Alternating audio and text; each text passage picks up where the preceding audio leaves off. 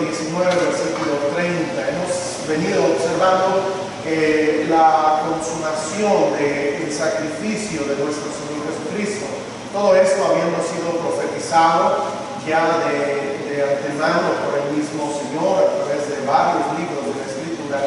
Pero cuando llegamos al versículo número 30 vamos a encontrar el momento en el cual el Señor entrega el Espíritu.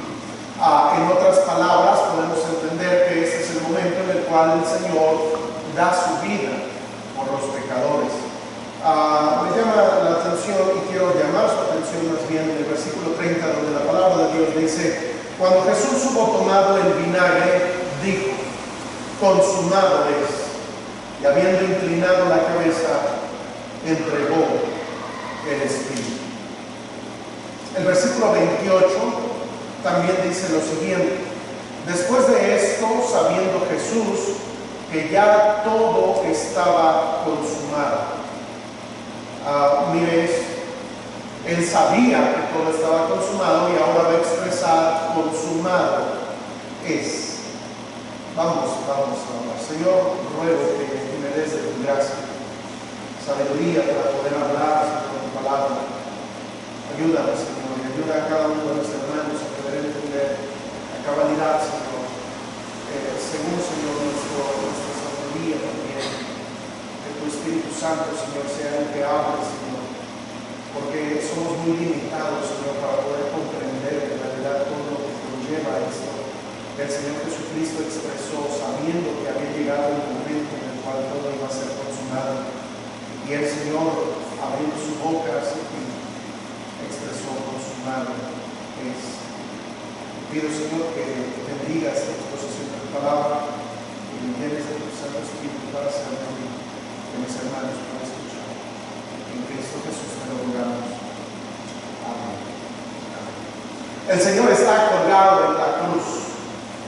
Mencionamos la semana pasada que no está colgado en un madero, como enseña la doctrina de testigos de Jehová. Está en una cruz, ya que mencioné la semana pasada, era parte de la condición en cuanto a los romanos. Ellos, en la muerte que llevaban a cabo, y era la peor de las muertes, era la muerte por crucifixión. El Señor ya ha dicho sus 6 frases que le han antecedido, y de hecho hay mucho que en algunas iglesias y ocasionalmente se predica acerca de las 7 frases que el Señor expresó en la cruz del Calvario. La última de estas frases es esta que tenemos aquí en el versículo número 30, cuando dice que después de que hubo tomado vinagre, dijo el Señor Jesucristo: consumado es.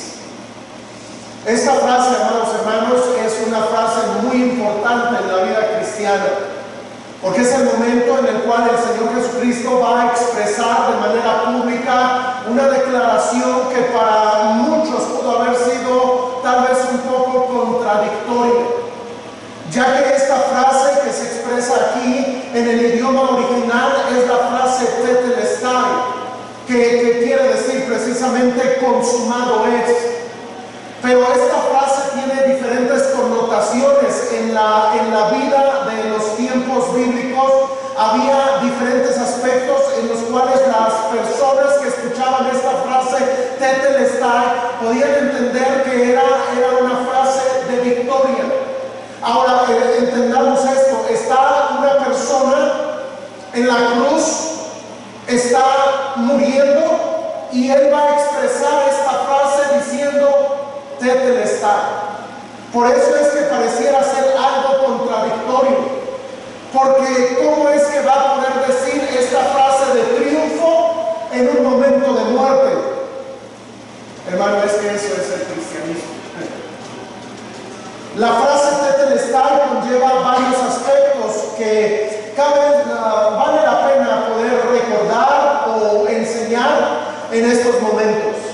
Y cuando hablamos acerca de la palabra tetelestai en sus diferentes connotaciones, una de ellas será cuando alguien que estaba haciendo una obra de arte, ya sea a través de una pintura o a través de una escultura, que iba erigiendo tal vez con el cincel papel y con un martillo, y ellos iban haciendo obras extraordinarias que cuando se lograba ver tal vez la pieza o la piedra de mármol, nadie podía entender lo que iba a hacer, sino solamente el artista, y el artista en su mente había trazado cómo es que iba a diseñar, cómo es que lo iba a hacer. Cuando ustedes y yo observamos, por ejemplo, obras de artes como las de Miguel Ángel, o las obras de arte de Da Vinci, o las obras de arte de estos hombres que uno logra observar y dice, wow, eso es tremendo.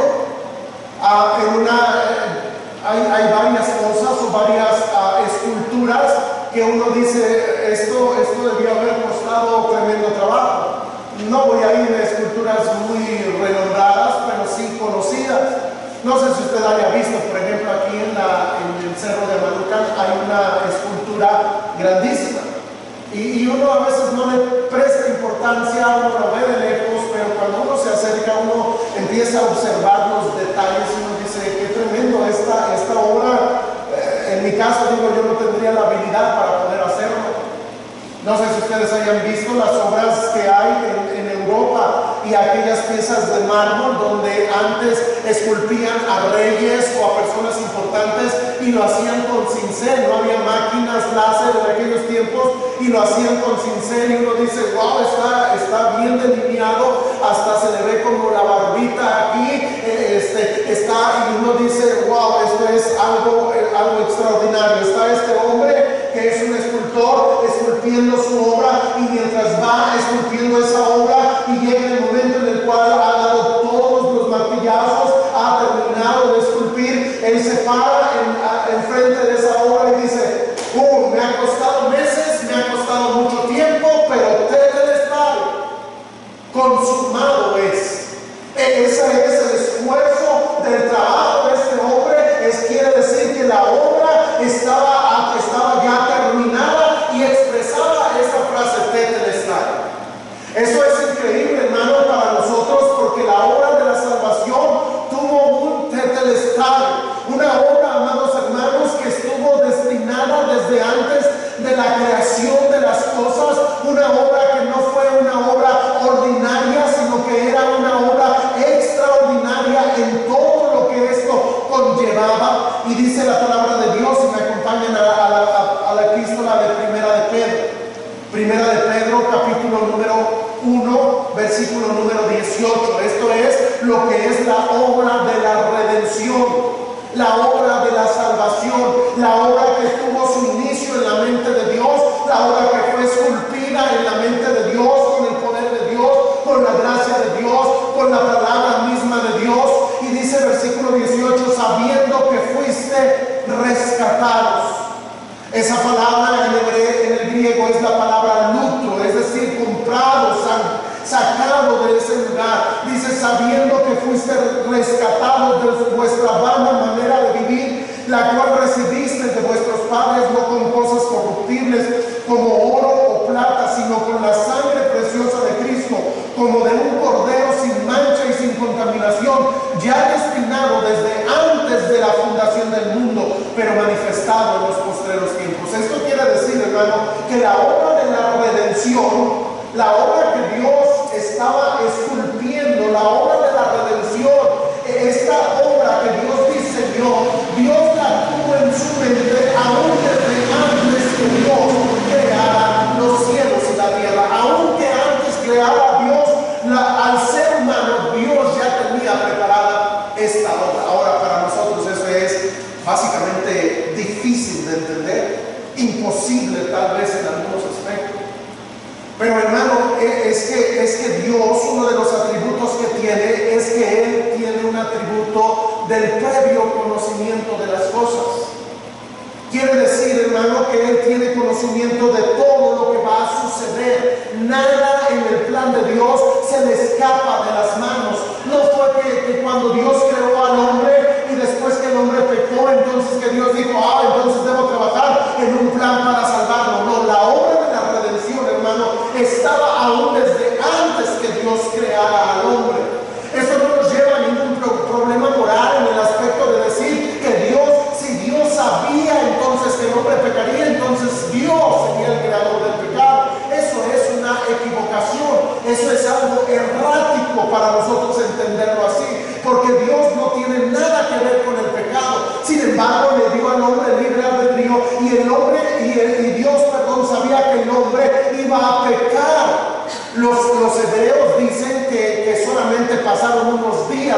que Dios creó al hombre hasta que el hombre pecó. Y dicen los hebreos que solamente pasaron unos pocos días desde que el hombre fue creado hasta el pecado que el hombre cometió. Ahora, eso yo no lo sé. Lo que sí sé es que el hombre pecó, pero cuando el hombre pecó, Dios ya tenía diseñado el plan de la redención. Quiere decir que este plan, cuando ahora vemos todo lo que pasa en la Biblia, todo lo que sucede en la Escritura, y que nos va dando luces por aquí y por allá, develando los aspectos del Mesías, de la sangre de Cristo, de aquel Cordero que sería inmolado, y todo lo que nos habla desde el libro de Levítico, Números, desde el libro de Éxodo, desde la serpiente de bronce, Números, y vemos todos esos pasajes que nos apuntaban a la obra redentora. Debemos nosotros entender algo: Dios ya lo tenía planeado. Ahora, esta obra llega a su consumación en el momento en el cual el Señor Jesucristo está muriendo en la cruz del Calvario. Él está sanando. A Él le han traspasado, lo han golpeado, lo han maltratado, y todo lo que hemos aprendido últimamente. Pero la obra de la redención llegó a su conclusión, y Cristo vio todo lo que había sucedido, lo que le habían hecho los romanos, lo que le habían hecho los judíos, lo que le había hecho toda la humanidad. Y hermano querido, déjeme decirle algo: cuando Cristo vio lo que estaba sucediendo, Él dijo: consumado es. Él expresó tetelestai. Y los que estaban allí no lograban entender, no lograban comprender, y estaban ahí debajo de la cruz y observaban a aquel que estaba muriendo y decían: ¿por qué expresas tetelestai? Pues no te das cuenta, estás muriendo, estás a punto de dar tu vida, te hemos derrotado, dicen los romanos, dicen los judíos. No, por fin acabamos con él. Pero él está expresando un grito de triunfo, porque la salvación, hermanos, es el triunfo más grande que podemos tener. Somos triunfadores, pero ¿por qué? Porque Cristo nos dio la victoria, porque Cristo expresó: tetelestai, consumado es. La obra de la redención, amados hermanos, llega en su cumplimiento y en su máximo en el momento en el cual Cristo derramó su vida por los pecadores. ¿Por qué? La Biblia decía: porque sin derramamiento de sangre, ¿qué? No hay remisión de pecados. Si no era derramada la sangre, usted se ha puesto a pensar: ¿por qué en el Antiguo Testamento Dios va a llamar a los sacerdotes a que le traigan ofrendas y sacrificios de sangre? Uno dice: bueno, aquellos que no son cristianos dicen: bueno, es que ese Dios es un Dios muy sangriento, porque quiere sacrificios, porque pide holocaustos, pide sacrificios de animales, pide sacrificios de palomas, de becerros, de bueyes, pide sacrificios de corderos, y todo eso vamos a ver. Y uno dice: ¿por qué? Bueno, es que cada uno de esos apuntaba a Cristo, era una tipología de Jesús. Cuando Cristo derramó su sangre, entonces el cumplimiento en cuanto a la redención había llegado. Por eso dice Pedro: fuiste rescatados. Y dice: fuiste rescatados con la sangre preciosa de Cristo, como de un cordero sin mancha y sin contaminación, ya destinado desde antes de la fundación del mundo. Eso expresa, hermanos, que Cristo, cuando estaba dando su vida, Él murió por nosotros, y Él expresó tetelestai. Ahora, no era la única manera en la cual esta frase se podía entender. De hecho, hay varias frases, hay varios aspectos. Por ejemplo, otro de ellos, hablando de la frase tetelestai, era cuando encontrábamos a un ejército. Y especialmente esto lo comenzaron a hacer los griegos en los tiempos de Felipe, quien fue el papá de Alejandro el Magno. Hay una ciudad que se llama Filipo, la ciudad de Filipo, que tenemos a los filipenses. Bueno, esa ciudad fue nombrada en honor al padre de Alejandro el Magno, que se llamaba Felipe. Y este hombre, una de las cosas que hacía es que cuando iba su ejército a pelear y tenían victorias, una de las cosas que pasaba es que venía una persona anunciando, y esta, cuando llegaba ante donde estaba el rey, esta persona, si había una victoria, expresaba gritando por una bandera y la ondeaba diciendo: Tetelestai, Tetelestai. Y era como una especie de atalaya que expresaba lo que sucedía en el campamento, y cuando había una victoria, entonces le decía al rey: Tetelestai. Y eso quería decir: hemos ganado, tenemos un triunfo, la victoria es de nosotros, tenemos un reino. Y cuando eso sucedía, entonces todos se ponían en gozo, porque la frase Tetelestai implicaba victoria. El Señor Jesucristo, miren esto, está en la cruz del Calvario y todos lo están viendo que está muriendo, y Él está expresando en su última frase Tetelestai. ¡Qué increíble!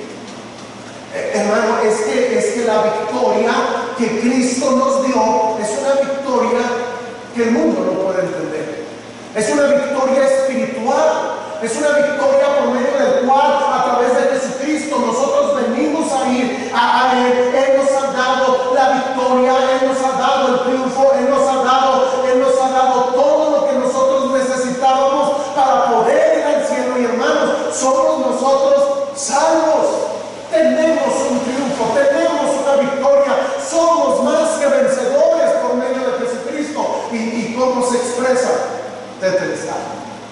Ahora mire esto, el Señor está expresando esto, y esta frase, ¿cómo se imaginan ustedes que el Señor la expresó?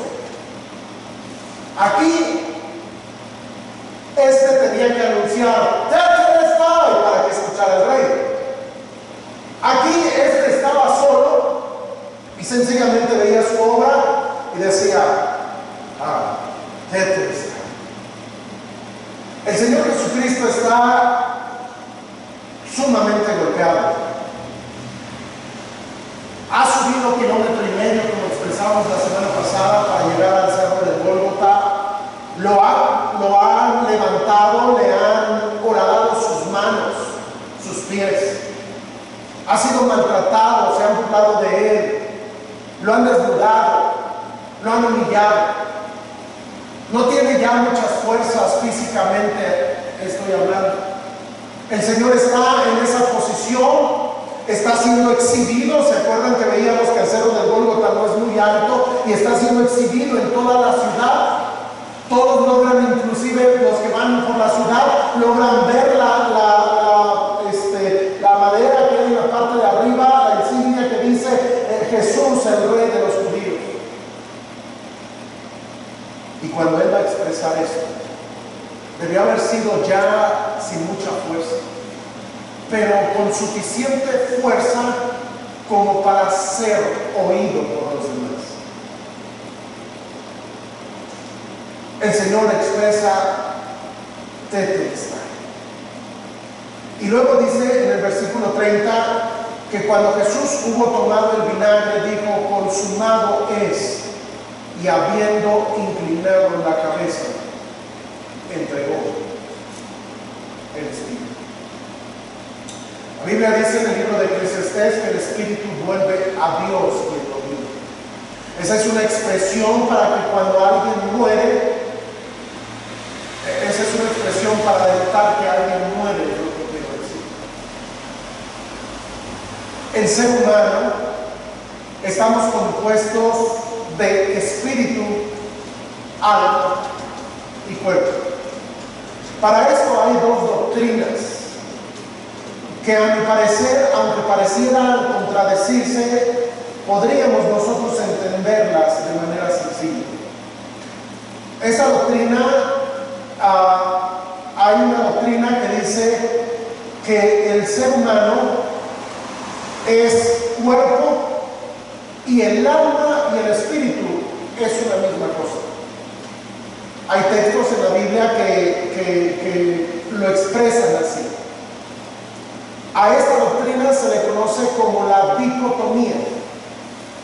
El ser humano compuesto de alma, de cuerpo, perdón, y de un alma y un espíritu, lo cual es lo mismo.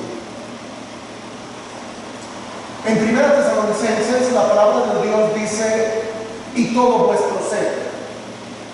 Y va a expresar, es más, se lo voy a demostrar. Vamos a 1 Tesalonicenses, por favor. 1 Tesalonicenses, capítulo 5, versículo 23. Dice la Escritura, y el mismo Dios de paz os santifique por completo, y todo vuestro ser, ahora mire esto, espíritu, alma y cuerpo, sea guardado irreprensible para la venida de nuestro Señor Jesucristo. Aquí está expresando la palabra de Dios, está diciendo que el ser, cuando Dios creó al hombre, dijo del hombre que él sería un humano. ¿No? ¿Qué dijo? ¿Recuerdan? Un alma viviente, un ser viviente. Eso es porque eso es lo que conlleva al hombre. Cuando Dios creó al hombre, ustedes y yo recordamos, ahí en Génesis 2, dice la palabra de Dios que Dios tomó de la tierra, el polvo de la tierra, y de ahí hizo al hombre. Y después sopló sobre su nariz aliento. La Biblia en el idioma original lo menciona en plural y dice alientos, porque da una connotación que expresó o que allí Dios creó y le dio a ese cuerpo un alma y un espíritu. El Señor Jesucristo, cuando está dando su vida, Él murió. Hay una doctrina que expresa que Jesús realmente no murió.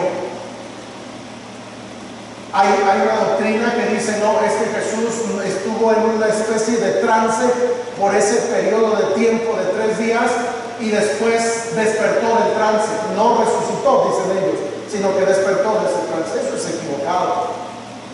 Aquí la palabra de Dios en este pasaje en Juan está diciendo que habiendo inclinado la cabeza entregó el espíritu. Esa es una prueba contundente para poder nosotros entender que Cristo sí murió, que Cristo sí dio su vida. Ahora esto es muy increíble, porque estamos hablando de Dios. Estamos hablando del Dios Todopoderoso. Ahora, si los evangelios en su narrativa terminaran ahí, nuestro evangelio no tendría ese poder en el día de hoy. Porque, hermanos, el evangelio que nosotros predicamos sí conlleva la muerte de Cristo, pero no nada más eso. En 1 Corintios, capítulo número 15, la palabra de Dios dice lo siguiente, versículo 3, 1 Corintios 15, 3. Dice la palabra de Dios, porque primeramente os he enseñado lo que asimismo recibí, que Cristo murió. Mire una vez más, Cristo murió. Si usted alguna vez escucha esta doctrina de que Cristo no murió, debe ir a la Biblia. Para nosotros es muy sencillo, pero hay muchos que niegan la muerte de Cristo. Aquí está expresando y dice, porque primeramente os he enseñado lo que asimismo recibí, que Cristo murió por nuestros pecados conforme a las Escrituras. ¿Qué quiere decir? Que la Biblia ya había anunciado que Cristo moriría. ¿Alguien puede decirme algún pasaje en la Escritura que habla acerca de que Cristo iba a morir? Algún pasaje que venga a su mente, del Antiguo Testamento, por supuesto. Algo. ¿Vale? Isaías, cuando habla del siervo del Señor. Isaías 52 al final y Isaías 53 nos habla de los sufrimientos del Señor, que Él sería llevado al matadero. El Señor mismo habló acerca de Jonás. Y Él dijo, bueno, así como Jonás estuvo en el vientre del gran pez por 3 días y 3 noches, así es necesario que el Hijo del Hombre. Eso era una tipificación de lo que sucedería. En Juan 3:14 a 3:13, 3:14 y en adelante, el Señor va a utilizar otro pasaje del Antiguo Testamento. Y es una, ¿se acuerdan? una serpiente. Una serpiente. La Biblia, hermanos, nos habla mucho acerca de esto que es la muerte del Señor. El Señor vendría y moriría por nosotros. Juan, cuando observa el Apocalipsis, si me acompañan por favor, voy a ir a algunos textos, pero en el libro de Apocalipsis, Juan en el capítulo número 5 dice la palabra de Dios lo siguiente, versículo número 4, dice: y lloraba yo mucho porque no se había hallado ninguno digno de abrir el libro, ni de leerlo, ni de mirarlo. Y uno de los ancianos me dijo: no llores, he aquí que el león de la tribu de Judá, la raíz de David, ha vencido para abrir el libro y desatar sus 7 sellos. Y miré y vi en medio del trono y de los 4 seres vivientes y en medio de los ancianos estaba en pie un cordero como inmolado. Eso de un cordero inmolado era lo que se pedía en la Pascua, ahí en el libro de Éxodo capítulo 12, era que todos iban a inmolar a un cordero. Y se acuerdan toda la descripción de la Pascua, bueno, era porque el Señor Jesucristo moriría. Aquí entonces nosotros logramos entender que el Señor Jesucristo estaba dando su vida completamente, derramando gota a gota de su sangre por los pecadores. Y habiendo inclinado la cabeza, entregó el Espíritu. Mire, hermano, si Jesús no hubiera muerto, no tendríamos esperanza de ir al cielo. No habría ninguna esperanza de ir al cielo. Es lo que está expresando ahí en Apocalipsis 5. Porque dice: no sé yo ninguno digno, ni en el cielo, ni en la tierra, ni debajo de la tierra. No hay nadie. En otras palabras, la salvación, nadie podría ir al cielo si no es por Cristo. Hermano, por eso siempre predicamos y decimos y enseñamos y repetimos: la iglesia no da salvación. No da salvación el bautismo, no da salvación alguna otra cosa, alguna obra que podamos hacer. Lo único que da salvación es Jesucristo. Él está observando, y toda esta obra que Él ha hecho, toda esta victoria que Él tiene, y ahora está allí exclamando: Tetelestai, consumado es. La obra de la salvación ha sido completada. Hermano, hay personas que creen que la salvación debe ser por las obras que pueda hacer las mismas personas. La palabra de Dios nos dice: no es así. Miren, déjenme darle tres textos en ese sentido. En el libro de Gálatas, la palabra de Dios dice en el versículo 15, capítulo 2, versículo 15: nosotros judíos de nacimiento y no pecadores de entre los gentiles, sabiendo que el hombre no es justificado por las obras de la ley, sino por la fe de Jesucristo. Nosotros también hemos creído en Jesucristo para ser justificados por la fe de Cristo y no por las obras de la ley. Ahora mira esto: ¿cuáles son las obras de la ley? Bueno, son los mandamientos. ¿Cuántos mandamientos hay en el Antiguo Testamento? 613 mandamientos, que el Señor va a dejar estipulados de manera clara en lo que es la ley. Porque ahí, si nos vamos a Isaías, a Jeremías, a todos los demás, encontramos más. Pero la ley son cosas que están establecidas.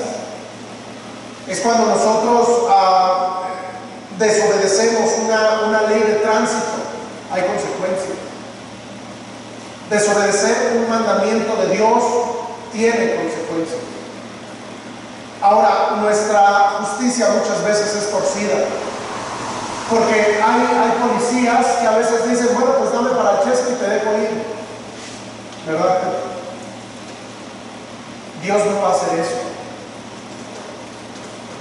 La justicia de Dios es completa, es perfecta, y si nosotros desobedecemos un mandamiento, somos culpables de todos los demás, dice la Biblia en Santiago. ¿Qué quiero decir con esto, hermano? La palabra de Dios está diciendo que nosotros no podemos cumplir la ley de Dios, no podemos llevar a cabo a través de nuestras buenas obras la salvación. Y es tan evidente que en este mismo pasaje la palabra de Dios hecho la gracia de Dios, pues si por la ley fuese la justicia, entonces por demás murió Cristo. ¿Qué quiere decir? Que si yo por mi propia justicia puedo ir al cielo, yo no necesito el tetelestai de Cristo. Si yo por mis obras puedo ir ganar un lugar en el cielo, yo no necesito el tetelestai de victoria, yo no necesito el tetelestai de triunfo o de haber acabado la obra. Yo no necesito eso, porque si yo puedo a través de mis obras, a través de mis hechos, ganar un lugar en el cielo, entonces no necesito Cristo.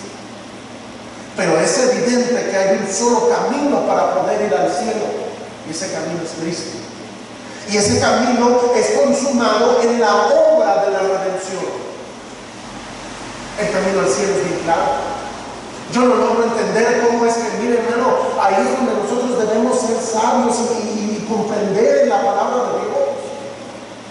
Mire hermano, dice la religión tradicional, es que no, si Cristo murió, hizo su obra y todo, pero yo debo hacer mis sacramentos, yo debo hacer esto, yo debo hacer lo otro, yo debo hacer esto y aquello, y fuera de Roma no hay salvación.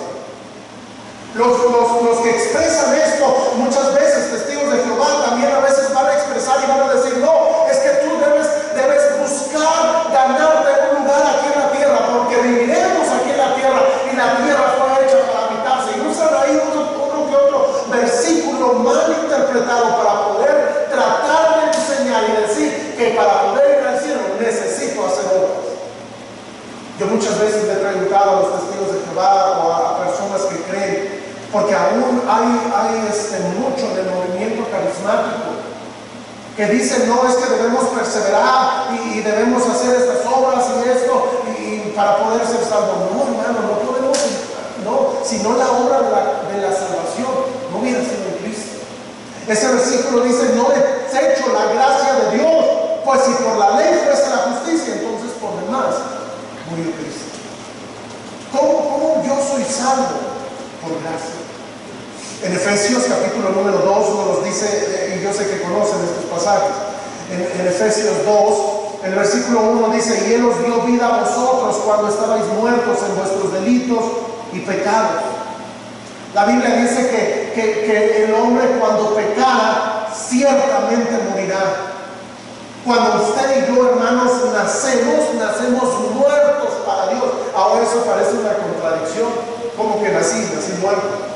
Bueno, cuando yo nazco en una naturaleza pecaminosa. Hay pecado en mí, pecado de imputación, pecado heredado, una naturaleza depravada hay en mí y soy un ser pecador. Pero hermano, debemos también entender que a pesar de ser como nosotros somos, Cristo murió por nosotros.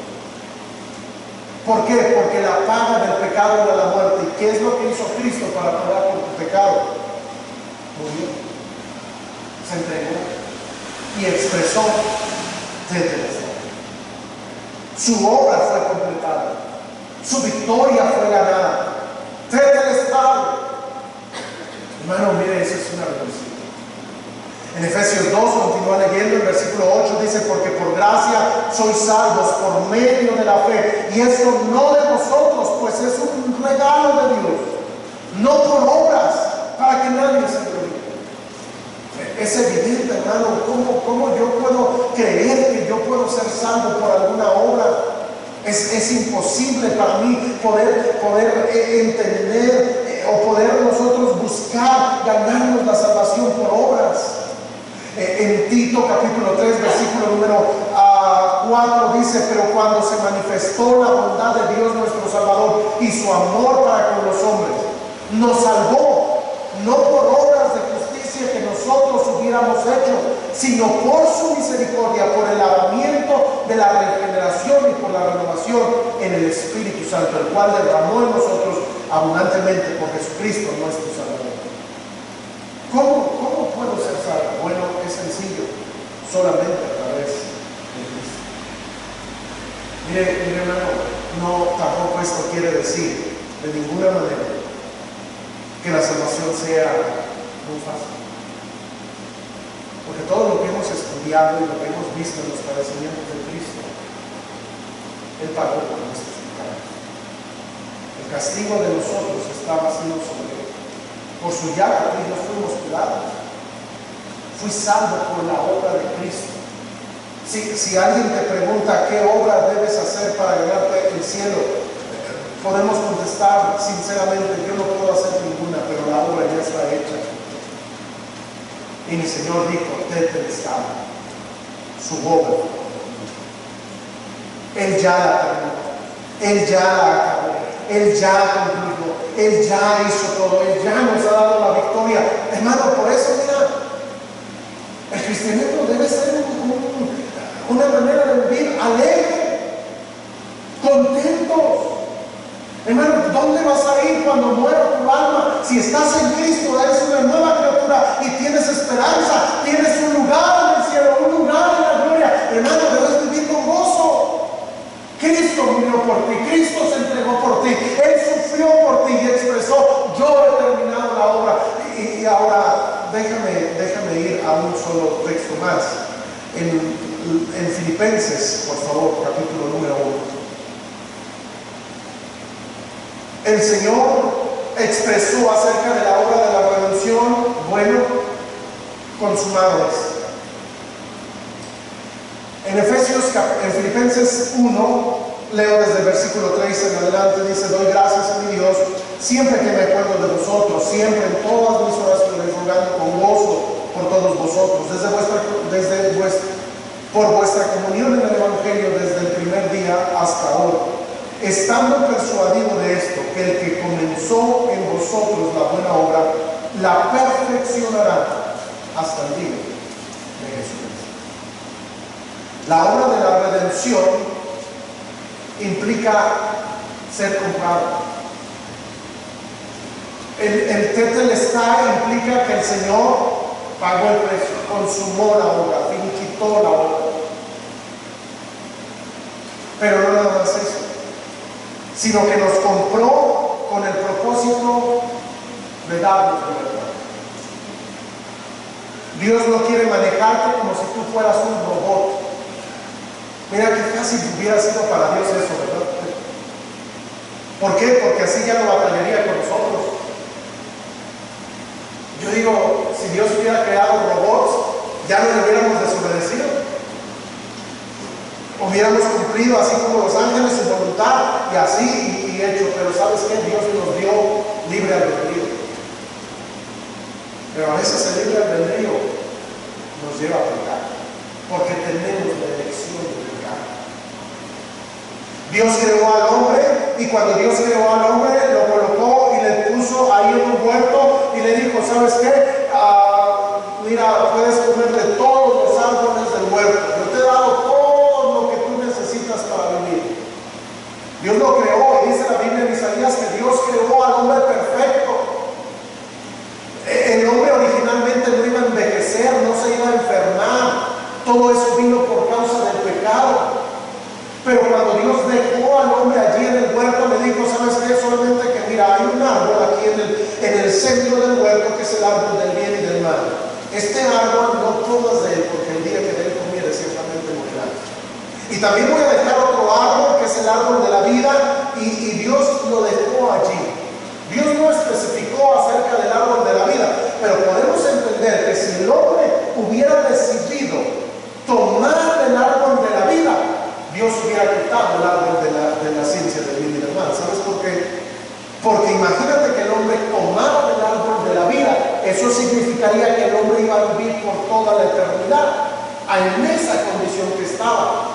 Pero si el hombre extendía ahora su mano para el árbol de la ciencia del bien y del mal, el hombre viviría en pecado. Date cuenta de esto, porque en el libro de Génesis, cuando el hombre come del árbol de la ciencia del bien y del mal, se acuerdan que el árbol de la vida es quitado. Eso es la gracia de Dios. Porque allí es donde Dios dijo, no, el hombre no va a extender su mano sobre el árbol de la vida y va a vivir siempre en pecado. Yo tengo un plan para él, y es la redención. La redención implica la obra completa del Señor. Ahora, cuando dice la palabra de Dios, aquí el Señor va a ir perfeccionando la obra. Es como este que veíamos aquí, este tetelestai. Dios como alfarero va a ir trabajando en nosotros.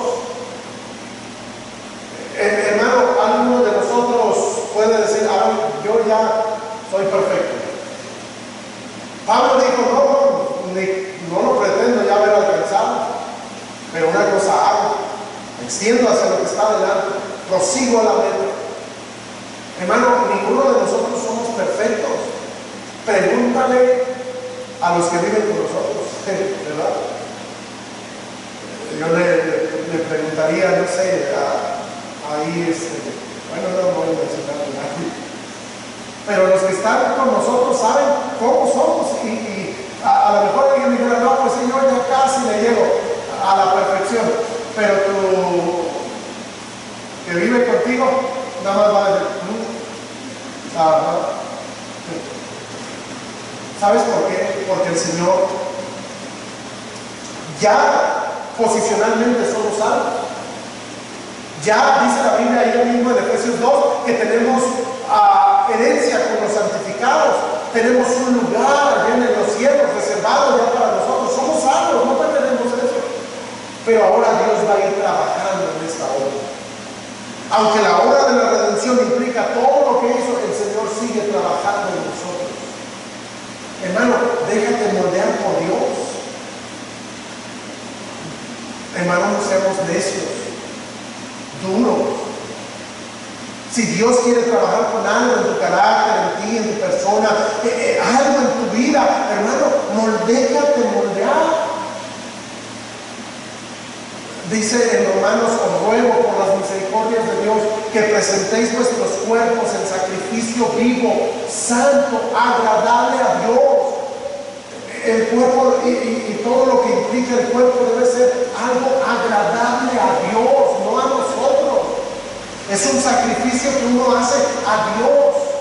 A veces a mí me dicen, pastor, ¿por qué no se quita la corbata, el saco, y a veces que hace calor? Digo, no, bueno, yo tengo mi compromiso con el Señor, de esa manera quiero agradarme. Hay varios aspectos y ahora no es necesariamente eso es lo único que está expresando, porque después dice, así que hermanos míos, os ruego por las misericordias de Dios que presentéis vuestros cuerpos en sacrificios vivos, santo, agradable a Dios, que es vuestro culto racional. Y luego dice, no os conforméis a este siglo, sino transformaos por medio de la renovación de vuestro entendimiento. Esta palabra, no os conforméis, esta frase, no os conforméis a este siglo, quiere decir, no te hagas igual a como viven los demás. Por eso, hermano, debe haber una diferencia entre el cristiano y el que no es cristiano. Debe haber una evidencia visible, aquí habla del cuerpo, una evidencia visible, una evidencia en el hablar, en el conducir, en el vestir, en el rostro mismo, hermano. Nosotros deberíamos de mostrar la gloria de Cristo. A veces hay cristianos que muy enojados con todo el mundo. Hermano, no, deja que Dios te transforme, moldear. La expresión allí en Romanos es como aquellos que tenemos hijos chiquitos y que les compramos el Play-Doh, esa como plastilina ahí que andan jugando, y luego si hay una niña allí y no sé, tiene ahí como unos moldecitos que los pone y mete ahí la plastilina o ese Play-Doh, lo mete allí y ese Play-Doh va a tomar la forma del molde. Eso es conformar a lo que uno quiere. Si es Navidad, tiene moldes de árbol de Navidad, de un oso de nieve.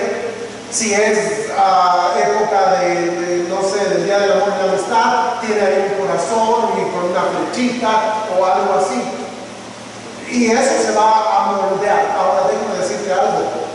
Tú y yo debemos ser moldeados a lo que Dios quiere. Debes moldearte y dejarte moldear. La expresión que se utiliza acerca del alfarero, hay barro que a veces dice, ¿por qué? Que se resiste a ser moldeado. Que el carácter, yo así me voy a morir, me dijo alguien. Es que yo soy de la familia fulana de tal, y así somos, así fue mi abuelo, mi bisabuelo, mi papá, y así somos. No, hermano, déjate moldear por Cristo. Él sigue trabajando, tú eres su obra, eres la obra que Él está trabajando, queriendo moldear. ¿Por qué? Porque, hermano, Dios quiere moldearte. Dios quiere trabajar. Dios no ha terminado su obra en ti. ¿Sabes cuándo va a terminar Dios la obra en ti? Ahí lo expresaba, hasta el día de Jesucristo. ¿Qué quiere decir? Cuando Cristo te llama en su presencia o en ley. Ahí ya Él habrá terminado. Cuando yo estaba enfermo de COVID y mi esposa le habló a nuestro pastor y ella estaba muy preocupada, decía, bueno, ¿qué voy a hacer? ¿Qué va a pasar si se muere? Mi pastor nada más le dijo a ella, Eunice, debes saber que cuando Dios termine la obra con tu esposo, Él lo va a llevar. No lo vaya a parar. Mira, hermano, ¿qué quiere decir? Que todavía Dios no acaba conmigo. Y si usted y yo pasamos la pandemia, ¿qué quiere decir? Pudiste haber estado bien enfermo, pudiste ya tener cáncer, pudiste tener un montón de enfermedades, pero si estás aquí, ¿sabes qué? Dios no ha terminado contigo. Él quiere seguir trabajando. Ahora te digo algo, déjate moldear. Déjate moldear. Tus opiniones muchas veces van en contra de Dios y chocas. Dios quiere trabajar y tú te pones necio. No, déjate moldear. Déjate moldear. Imagínate el play doh ahí con tus hijos, ¿no? Bueno, a veces pasa, ¿no? Que te ha pasado verla que se pone dura, ya la sacaron viene en una cajita, no sé, como en un vaso, ¿no? Viene como en un vaso. Mi hermana Vilma, no sé si le ha pasado que se les queda afuera. Después se puede moldear. Échale agua, échale lo que quieras, ¿verdad? Bien difícil. Y déjame decirte algo, a veces nuestros corazones son así, duros. Dios quiere moldearnos y ya estás duro. No, pues es que, sí puede decir lo que sea, pero yo no creo, pero yo no pienso, pero yo no. Y déjame decirte algo, así estamos todos. No vengo a acusar a nadie, porque yo mismo soy el acusado. Déjate moldear. Dios quiere trabajar. La obra de la redención en la concluyó. Y Él expresó, terminadas, consumadas. Hermano, un himno que cantamos dice, ya tengo la victoria. ¿Sabes por qué? No por tus obras, sino por lo que Cristo ya hizo. ¿Qué bendición? Tenemos un Dios que se entregó y concluyó.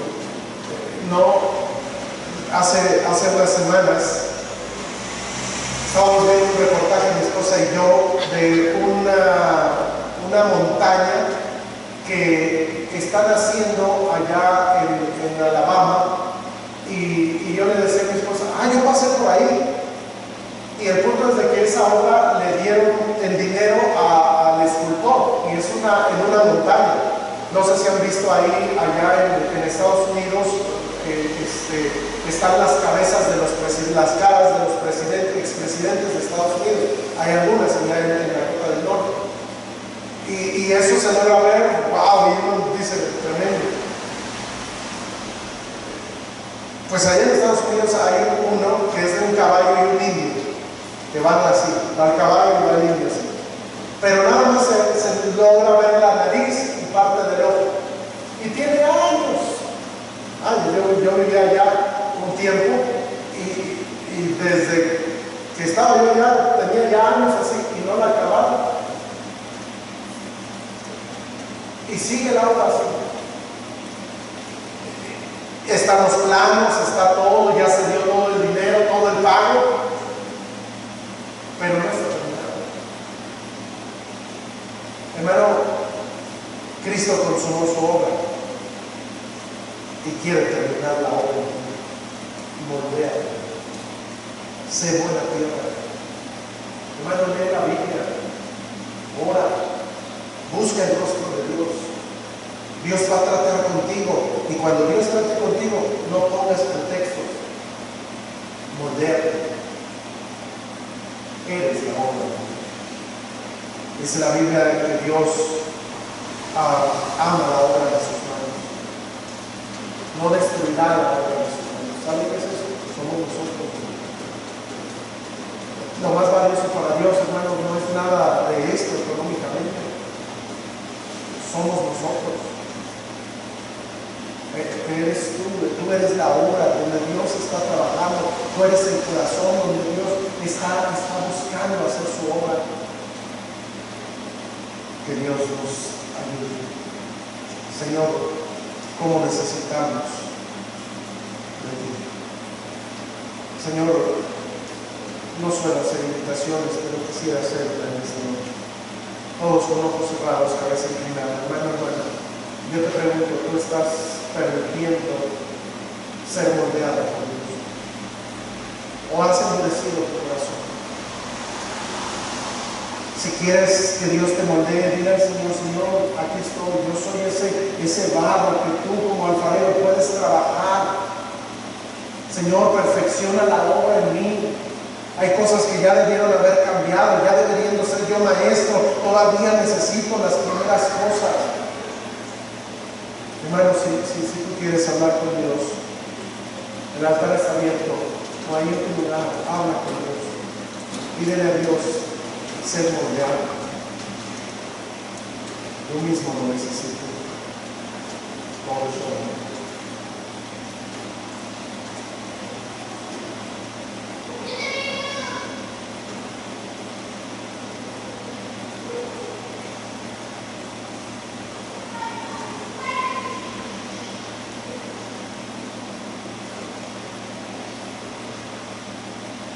Señor, perdónanos, muchas veces no hemos querido ser moldeados por ti. Nos endurecemos, Señor, en nuestros razonamientos, pensamientos, pecados. Señor, necesitamos de ti. Ayúdanos a tener un corazón sincero, a buscar ser moldeables a lo que tú, Señor, quieres. También, Señor, a través de la iglesia, a través de tu palabra, a través, Señor, de nuestros corazones, de nuestro carácter, que muchas veces, Señor, pensamos que no puede ser moldeado, pero tú tienes todo el poder. Oh, Señor Jesucristo, tú expresaste toda potestad nos dada en el cielo y en la tierra. Señor, sí, solo tú tienes todo el poder. Te ruego, Señor, que ahora trabajes en nuestras vidas, en nuestros corazones y nos ayudes a ser sensibles a tu voz. Llévanos con tu bendición a nuestros hogares. Ayúdanos a tomar decisiones sinceras delante de ti. Moldéanos, Señor, de ti. Gracias por la obra del todo en Cristo Jesús. Amén.